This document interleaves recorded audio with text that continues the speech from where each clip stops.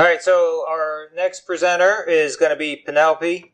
Her title is Code Hedgehogs Changing the S in SLDC to Secure, as opposed to Software Development Lifecycle or Systems Development Lifecycle. And so basically, she's going to talk about secure software development using a shift left effort and aiming to identify security vulnerabilities early in the development lifecycle. So takeaways from this talk will be ideas on how to engage developers in shifting the security posture of the organization through secure coding with a simple analogy, concrete steps at each phase of the SDLC, and fun ways to learn how to do it. Quick review on how to integrate secure coding at each step of the software development lifecycle, and then discuss top application vulnerabilities and mitigation techniques to defend against known attacks. And then there's 3 different approaches to threat modeling, and wrapping up with recommendations on how to try your hand on the other side of gamified red team challenges where coding skills give you a decided advantage. Penelope is an experienced cybersecurity professional and a learner and passionate about all things cyber. She has 2 bachelor's degrees. I was going to ask you, what were they previously in? So the first one's called Political Economy of Industrial Societies. Okay. PEIS, and then the other was I was a K-12 bilingual educator. And now a master's as well as a master's, and now a degree in cybersecurity and information assurance. Correct. Very good. So she is active in the Black Hills information security community. Speaking of that, are you planning to go to Deadwood? Deadwood. Yep. Okay. So there you go. She's going to give a presentation or just attending? Volunteering there. So active with Black Hills information security community, and appointed Friends of BHIS designation, normally known as the Nerd Herders. Yep. Not familiar with that one. So, all right. You might even stumble upon cameo appearances on the newscasts of backdoors and breaches demos found on YouTube or Twitch. She's an educator at heart, excited to share her expertise and audiences whenever given the opportunity. Penelope also has her CompTIA Security Plus and CYSA Plus certs, and an adjunct instructor at Northern Kentucky University. In their Gen Cyber program. Yeah. In their Gen Cyber program. So, welcome, and the floor is yours. And not to put any pressure on you, but when you're done, we have lunch. Right. So hopefully I can keep you entertained long enough to, okay. Well, I was expecting 30 minutes, so let's see how this goes. So you may have noticed he did not say my last name because it is Rozhkova, and when people see it, they are just like, I don't know what to do with that. Exactly. And so I married Russian, and I've learned a little bit about the Russian culture. And in Russian, the word anecdote kind of means what it means in English, but it is more like what we use for to tell a joke. And so that's actually what I want to start with today and give you some insight into why I said code hedgehogs. And so this, let's see, go here. See it. Because the light is, let's see. Point it at the laptop. At the laptop. Okay. No? I mean, is that possible? In 5 minutes ago. Yep, I know. We tested it before I started to talk. It's not just me. No, it's not. All right. So let's see. Yeah. So the pointer's working. There it goes. So I'll go backwards. Oh, there it is. Okay, there's the board. All right, so apparently. All right, so my Russian anecdote. So there's this group of mice who are chatting among themselves, and they say to them, they're talking about how they have this terrible position in life. They are at the bottom of the food chain. They don't like being there anymore. What can we do about this problem that we have about being at the bottom of the food chain? And they're just like, oh, we can't figure it out, but I bet you that wise owl can give us an idea. So the mice head over to the owl and they ask the owl and they explain their situation about how they don't like being at the bottom of the food chain and what can we do to make ourselves less vulnerable. And the owl says, that's a good question. Let me think about that for a minute. And the owl says, I've got it. You can become a hedgehog. And the mice are like, oh, that's a great idea, isn't it? We have quills. If we're hedgehogs and we can roll up in that ball and, we're not going to be as easily to be grabbed by those mouths because our quills will protect us. That's a great idea. Let's become hedgehogs. And so they walk off and they're so excited and they're just like, oh my gosh, I want to be a hedgehog. Let's do it. Let's do it. And they stop. They're like, wait a minute. He didn't tell us how. How are we supposed to be hedgehogs? And so they're like, okay, well, let's go back and ask him. And they go back to the owl and he's just like, yeah, of course I didn't tell you how to be hedgehogs, I'm the idea guy. You go figure out how to be a hedgehog. So, the owl gave them a great idea, but then they didn't know what to do with it. So that's kind of where we are with programmers today, right? Programmers kind of can be the mice in the cybersecurity vulnerability space, right? They are who they are and sometimes don't see the reason to have quills. So, please. Yes, okay. So, this talk, hopefully, as Carl said in the introduction, will give you some ideas about how to shift your security posture and give you some talking points for when you're dealing with developers who kind of say, well, we don't need to be hedgehogs. So when we have the secure development lifecycle, whether it's waterfall or agile, generally speaking, the security starts at the testing level, right? So they have not been thinking with the secure posture in mind as they get started. And when we get to testing and doing quality assurance, that's when it starts to happen. And so we get the dynamic analysis with the tools that are in place, and hopefully the tools work. And you might have some pen testers come in and test it at that point. But the new idea in this area is to shift left. And one of the people I'm going to talk about later says push left, right? Because it depends on the environment of whether they're willingly going to go to the left or if they're going to have to be encouraged to move.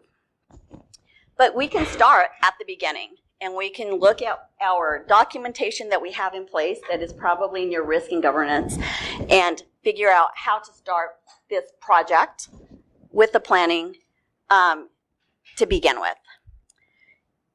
And you can go all the way through the life cycle by adding in relevant steps along the whole process that encourage a secure posture.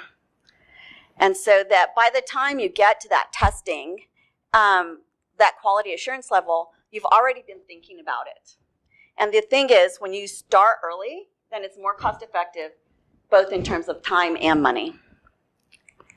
And then you can move on and make sure that it doesn't just stop at testing, but it is also included in the other steps where you're going to have, when you're in deployment and you have the final security review, you can create that incident response plan and hopefully based on what you've been doing through the previous steps, have it built in there. And then the maintenance part, of course, as well, to have your developers in mind of these are kind of the things that are out there, and if the new ones come up, it's not going to be news to them about how this process is working. So along the whole way, you want to keep in your mind the threat modeling process and adjusting your priorities and risk reduction strategies as you move along. So it can be a much more dynamic process. So where do we start, right? So if a developer's never really had this education, when I gave this talk to a group of students who came up through Tech Elevator, and they said, oh, we only got 1 day on security. And so, it's a 14-week program, it goes fast, they don't necessarily know what that means to code securely. So, start with something that's out there, well-established. And if you look at these top 10, 9 of them are things that developers can help with, right? The insufficient logging and monitoring is the only one that is not kind of in the programmer's wheelhouse. And you can introduce them to the website. You can take them there and, pick something to show them off your list and take them through the page. So, and if you're in a dynamic situation, I was not going to challenge the demo gods and try and do anything live. But it breaks it down. So it gives you across the top the threat agents and attack vectors for broken authentication. It gives you the security weaknesses and the impacts of having broken authentication if it's not something that's in the forefront of their minds. Then it breaks it down in the next 4 blocks, right? So for all of these vulnerabilities, there's a page like this at OWASP. You all may already know that, but programmers probably don't. And you hear a lot of things from programmers. Well, I use an obscure code. I don't need to worry about that. It's third party. It doesn't really touch anything important. I don't need to worry about that. So if you focus on what you think is likely to happen, you're probably going to get cause problems for your security team. But if you instead focus on what can happen and be prepared, and if you start with that process, as I said, from the beginning, with that in mind, like, we don't know what's going to happen. We don't know who's out there who wants to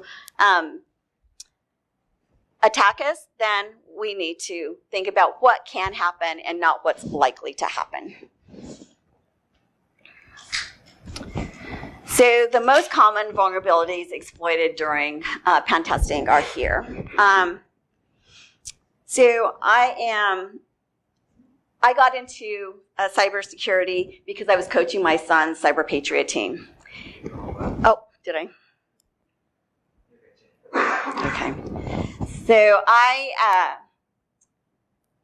so it's Cyber Patriot, Blue Team. I love Blue Team. I like being on that side of it. And when we first started the team, my first event was B-Side Cincinnati in 2018, and I played the CTF there, and I just fell in love with cybersecurity. And so that's how I moved from education into cyber, because my new choice, my son decided, I was a homeschooler, my son decided to go back to brick and mortar. I was just like, what am I going to be when I grow up? Now I get to choose. And this was like the automatic thing for me, because I just love it all. I love the gamification. And so I am not a coder. One of the first things that I learned in my program was that coding can be really important in cybersecurity, right? Like high school, so I'm kind of the same age as Phil and Dr. C here. We had TRS-80s in my high school lab. I learned to code BASIC, a little bit of Fortran, COBOL, and Pascal, which I don't think any of that is used today. And it was so long ago, it's not like I remember how to code. But, I've had some fun with Python now, and I took a little Java. So I can play with code. I can use it when I'm playing my games enough to, figure out how to break it. And so that's me, right? If you do not have input validation in your code, I can figure that part out, right? So that's the easy one, I think, to kind of start teaching your programmers that's important, right? Let's see if this works here. Can we push play on that? I don't know if I can do that from here.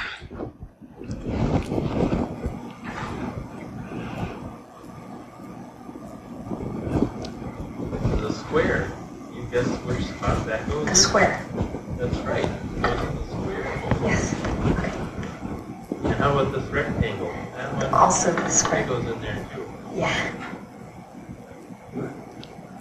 It was working. Up next, you've got this thin rectangle. Guess Rectangle. where that goes? The thin rectangle. That's right. It goes to the square hole. And then the cylinder. The circle. I think that goes in The circle. the square hole. Do you see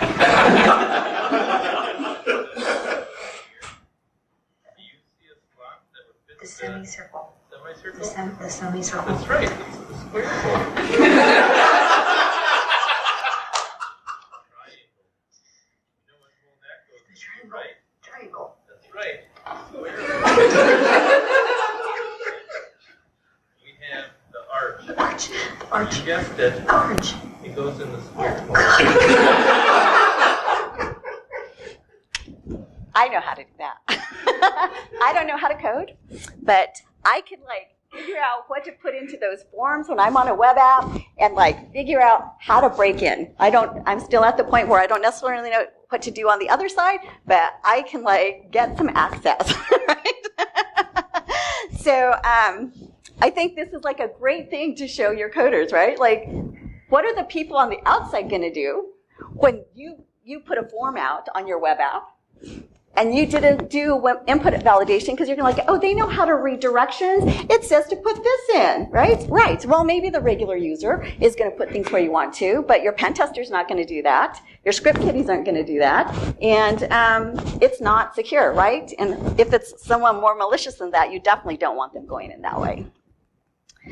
So, again, preventing the SQL injections, there's a bunch of stuff here that there are probably people in this room who know exactly how to do all those things. But I know that the one thing that can stop me as a new person is validate every user input.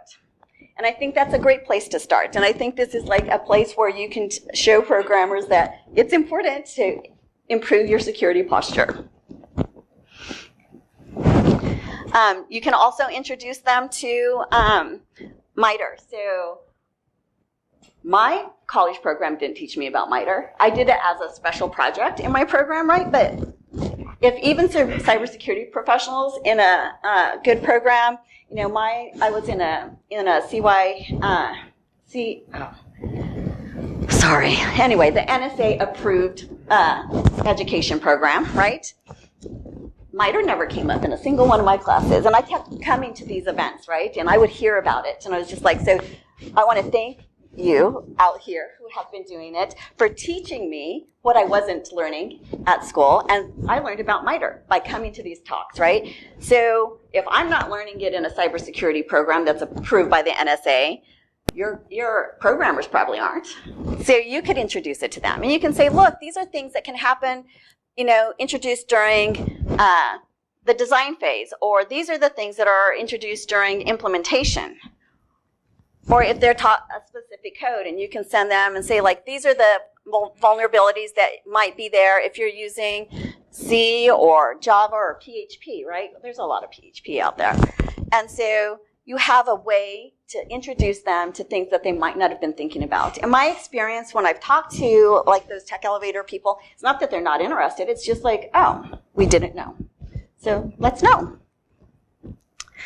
And if we know, we can get them on the path to being able to code hedgehogs instead of mice, right? Because if we have mice, it's going to be really hard to turn those web apps that you've created, ignoring the first 4 steps, ignoring what vulnerabilities are out there, and then expect them to make hedgehogs at the end.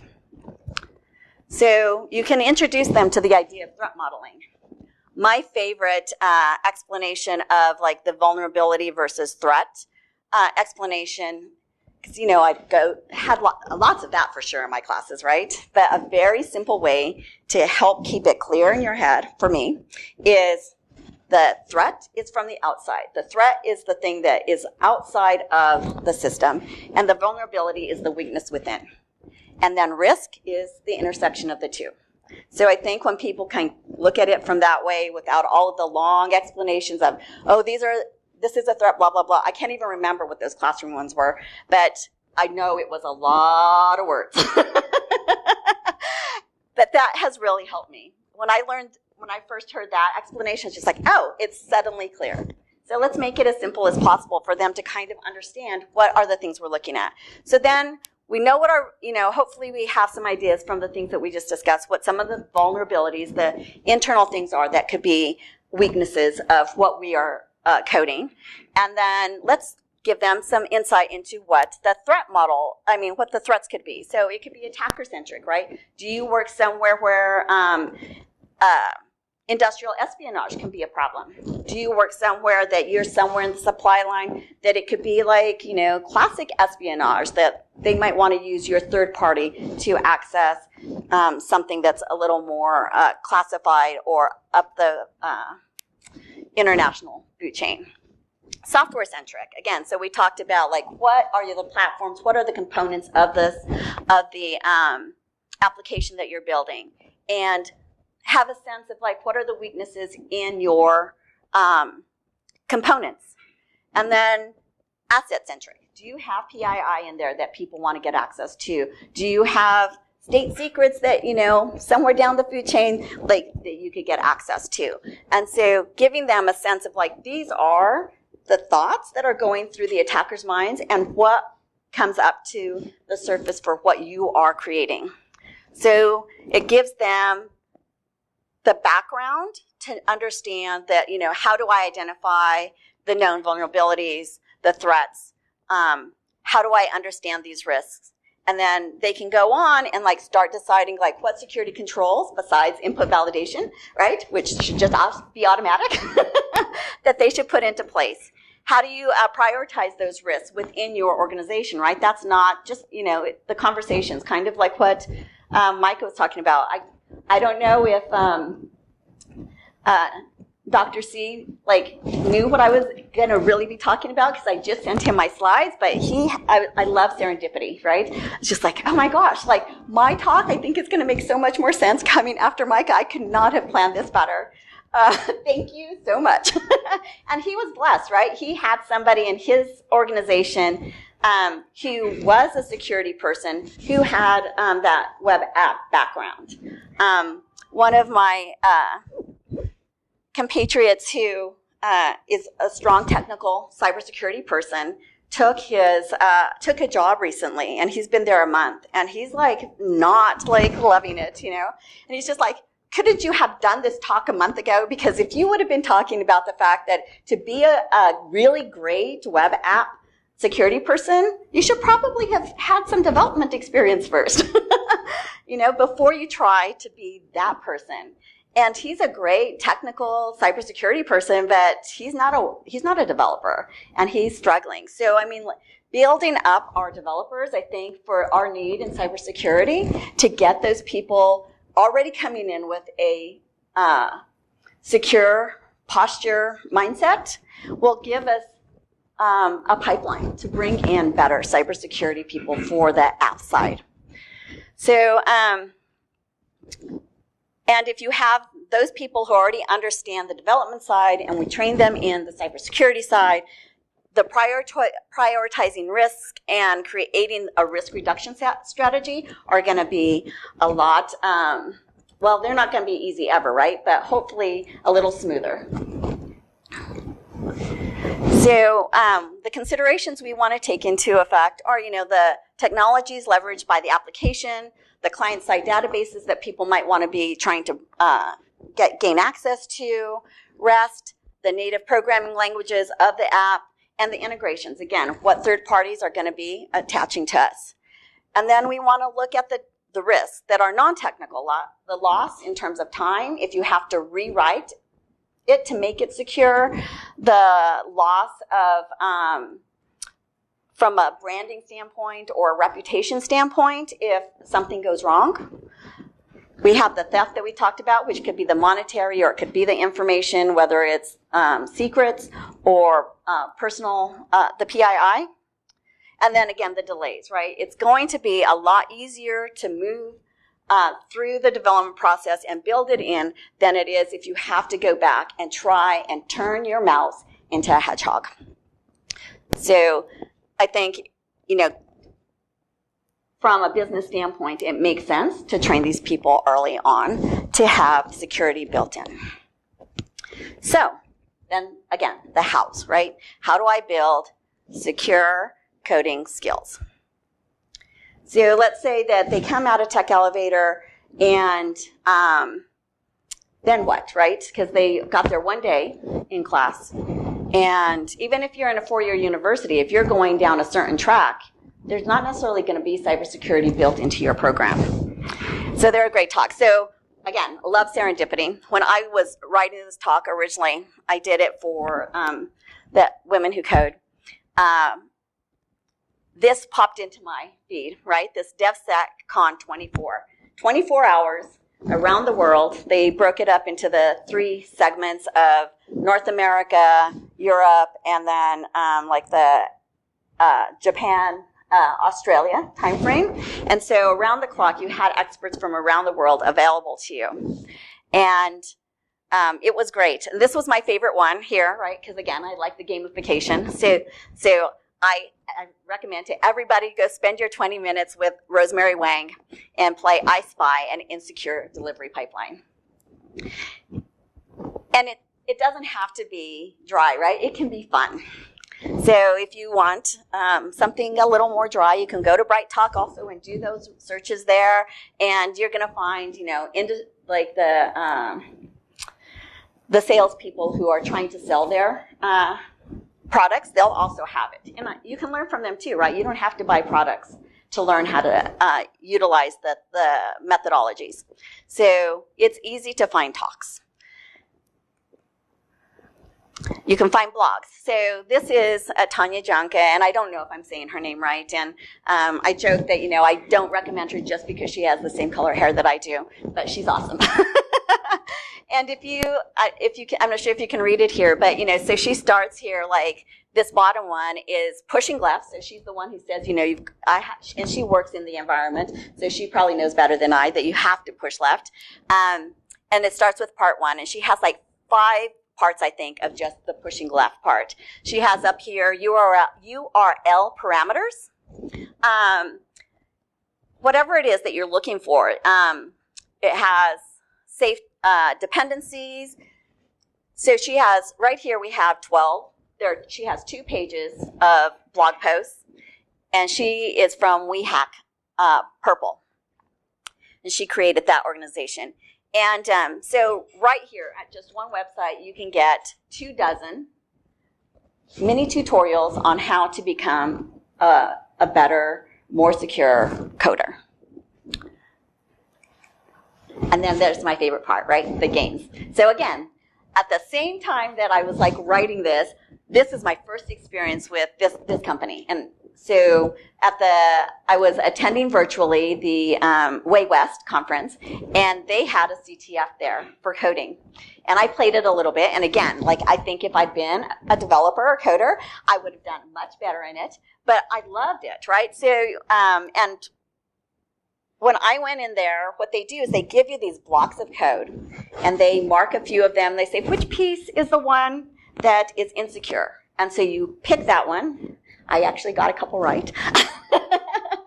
And then it gives you the opportunity to fix the code, right? So then it gives you the option to go in and fix the code. So it can be fun, right? Like it's challenging. You get immediate feedback that, oh, yes, I was able to spot what needed to be fixed. I bet you can't guess which piece I found. Input validation. And so there are fun things out there to do in order to learn. Command and control. So my very first one, in my account, I was only able to get 75 points in my first event with a command and control range. And honestly, it could have just been that I learned how to follow the rules. I don't even know at this point what my 75 points were for. But, and it was, I do remember that it was their social networking app.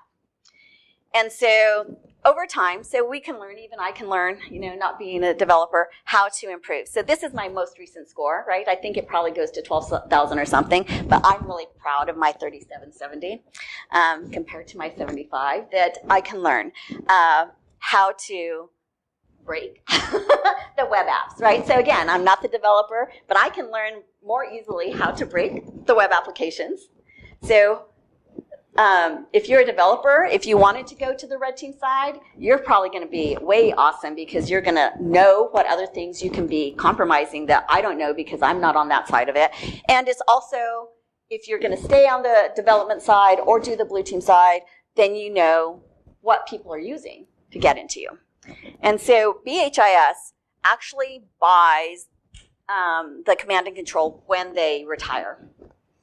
And that one's not free, right? So for $30 a month, you can play inside of their cyber range. But not only do they have the old web apps that you can play with, but they actually have lessons built into it. So it teaches you what you're looking at that web app. It teaches you how to compromise it. And so you can build it in a supported environment. So you already heard I have a huge bias towards Black Hills because I've learned so much from them. And so this is, like, I think a great opportunity. And you can go on the website. You don't have to, like, pay the $30 to see what it's like, right? You can go in there and poke around a bit and see, like, oh, is it worth my time? Or would it be worth time for the people in my environment to spend some time here? So I think if you use some of the tools that I'm suggesting here, maybe you can be even better than a hedgehog, right? Maybe you can code a porcupine instead. So again, that same week when I was building this job came through, right? And I was just like, I can't apply for this job, right? But a developer who's been through that other training, they could probably apply for a job like this, right? Like if you code securely and you have that mentality of a secure position, then when these jobs come up out there that we have a huge need for, we can kind of like piggyback on that coder pipeline, right? And have our pipeline filled so that these jobs can be filled. So I'm open for any questions. Okay, so questions.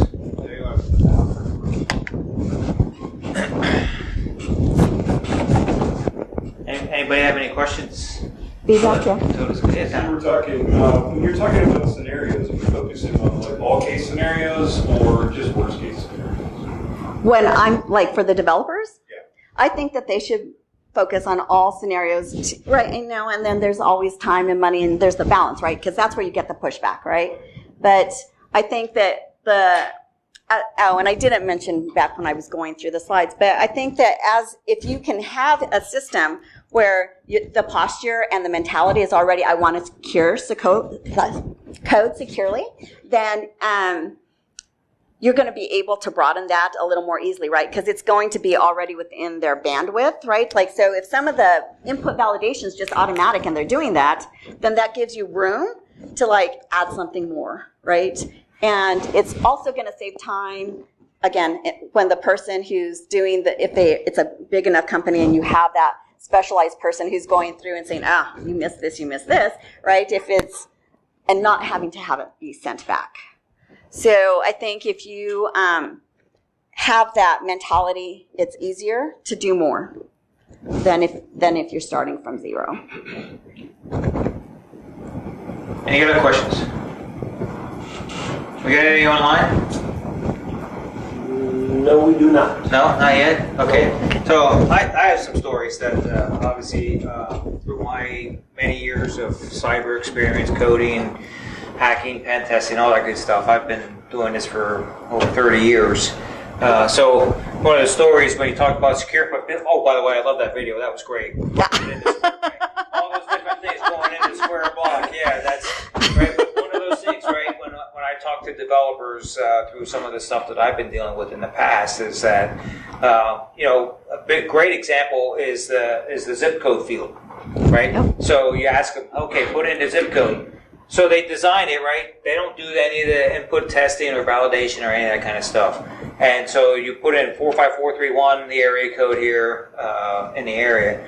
But then you're like, hey, well, what about letters and numbers, right? So when they're developing this stuff, they should be only allowed to enter digits and not alphabet letter, Right. or the letters. Yep, letters, yeah. And so, those are ways to test it. So I know Daryl's got some great stories that he's told through the years with putting in %X and some other things in the input fields. And, the other one is Bobby drop tables is another great example. Yep, I know how to do that one. Question in the back. Go ahead. One section of the U.S. Army, you have there. And where? Was that with Maine? Really? Never heard of that before. So, They get into them. yes. Are you going to exclude Canadian customers? No, I'm just talking U.S., right? Yeah, no. I'm talking U.S., right? So when you're filling out and you get, because it's a U.S. address, that's where the zip codes are usually.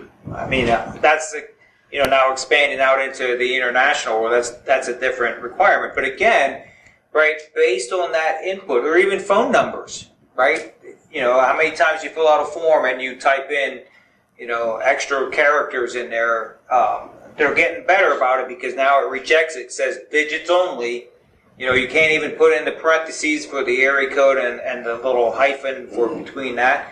So they're getting better. They're getting smarter. The words are getting out that, this development should be, doing the secure coding earlier in that development process. Well, that's right, like what you're saying, if there's a check, right? So like, if it says Maine as the state, then it will probably, the coder can write it so that it skips that validation and maybe jumps to a different validation. And the same for the international. Like, there are ways that the coder, I mean, that's the point, right? The coder should be able to think about what is that person going to try and stick in there, and how do we keep them boxed into getting just what we want to get from it. Yeah, I mean, back in my early coding days, right, it was, let me get it done to be able to turn in or do the job, right? I'll go back later and fix it, right? Sure, right? You've all heard that. We'll go back and fix that later when it goes to production. And what ends up happening, that test stuff turns into production, and it's never validated. So, that's why we've got to, provide this education and start doing the earlier processes of testing and developing earlier in the life cycle for this stuff. So, because, most typical programmers, they just want to get it working because then they're moving on to the next thing. They're lazy, and they just want to get it to function. And it's like, why would anybody enter something in anyways? Because it says to put in a zip code. Why would you put anything different in there, right? Because that's the way most engineers, programmers, people think, is they want to get it done. Mike, you have a comment? I'd like to offer a friendly challenge. Sure. Are they lazy, or are they being incentivized by the organization for a different metric than what you care about? Maybe they're incentivized by delivery of features and not going through breaking the critical delivery dates. True, And that is a good point, right? That could be that as well. And when you say other incentives, right? When they based on features, right? Microsoft Excel. Anybody remember a few years back when they got paid by the line of code and nobody actually checked, and it actually had Flight Simulator embedded because they got so many extra lines of code. And you had the right Easter egg, you were actually able to launch Flight Simulator out of Excel if you had the right keystrokes, right? Because nobody checked or validated based on the number of codes. Was that on purpose? Well, sure it was, because nobody was checking, but that's an input validation. And let's do some libraries within your organization, right? Because I think Micah makes a very valid point, especially when you're looking at some of the agile. And you have your 2-week sprint and you have to get certain things done in that amount of time. And is that my priority? So building that secure posture as part of your culture is crucial, right? And then maybe incentivizing kind of like what you're saying, I built this piece of input validation that we can add to our library that, you don't have to necessarily start from scratch. And so within your organization, having some templates in place that people can use for things that are done often. Yep. So, any other questions, comments? So I did want to ask. You were saying you were working with Northern Kentucky University is part of the NSA Gen Cyber program. Gen Cyber program. So is that a center of excellence through NSA? Or well, is it kind of part so- of that program? Right. So thank you for giving me that back. So yes, it is a center of excellence. Okay. And so their program is a center of excellence, but they've also have like an additional project. There are only 10 in the country. They only award 10 places the opportunity to teach a Gen Cyber class.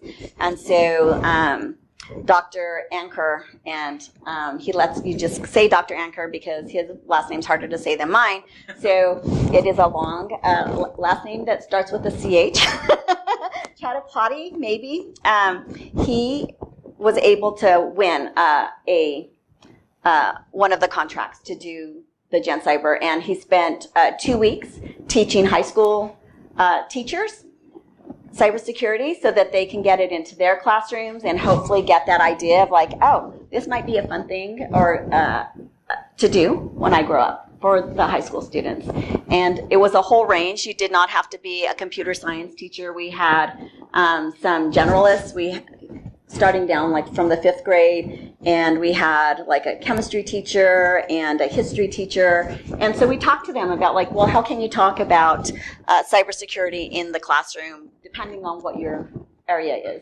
So, I think that the cryptography is easy to do in history, right? You can talk about it during World War II. You can give them, or you can talk about Caesar cipher, exactly. You can talk about it even in the ancient history. So Yep. So I was going to add to that, right? So I was very fortunate through my career. I was actually given a scholarship through NSA back then it was called Information Assurance Scholarship Program, and so they sent me to school to get my PhD, and that was paid for by NSA. That's awesome. Right. So that's how I got my PhD, but.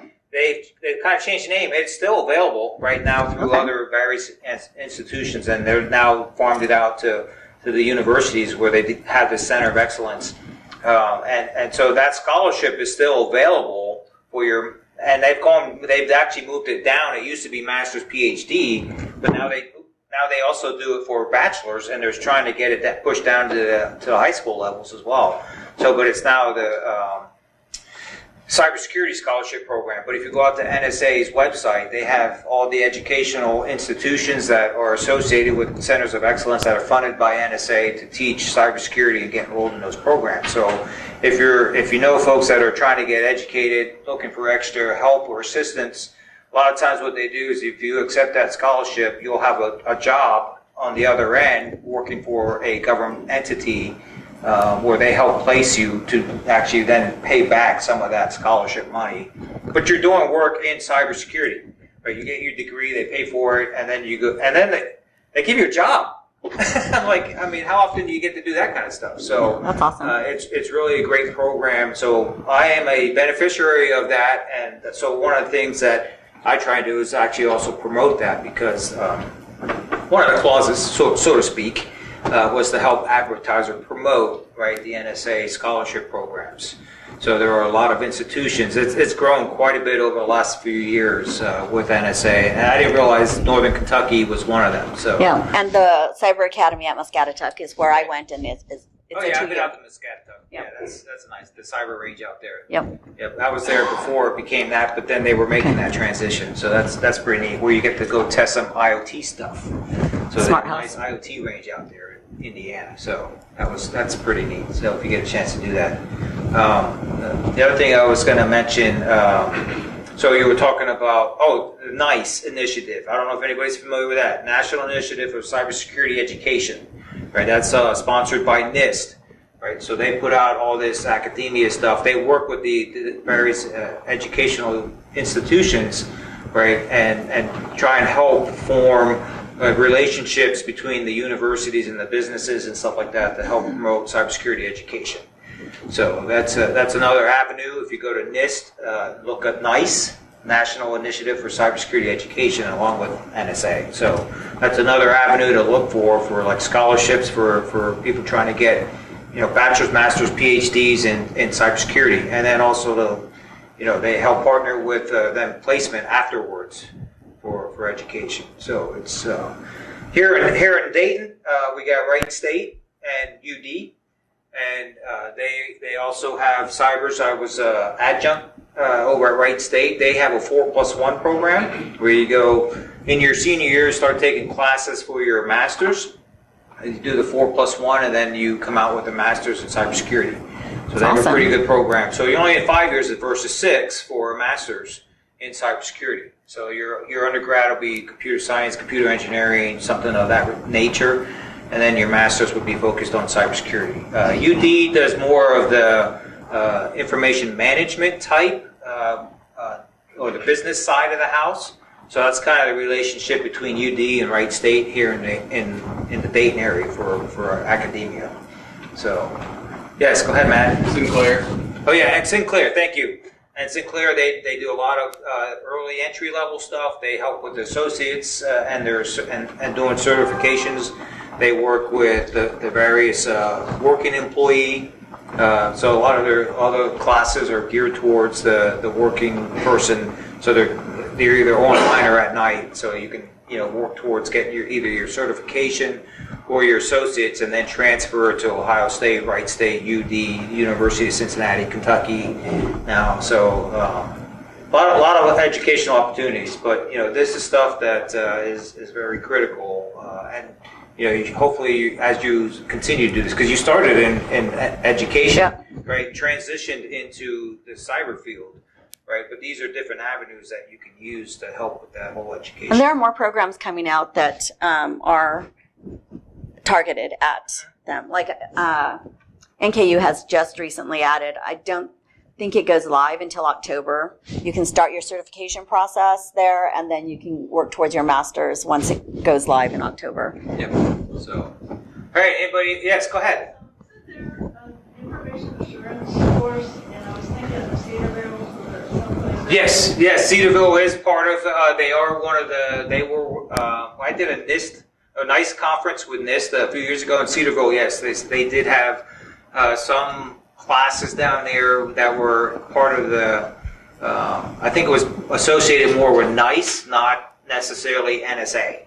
So, but part of that NICE thing is they develop the curriculum and they share. So they'll say, Cedarville, we want you to write this particular class, but you have to share it with the other universities, right? And so what they do is they pick certain universities to write certain classes that they may be more focused on, or their area of expertise based on the professors that are there and stuff like that. And then they are asked then to share those modules to help other universities create a cyber program.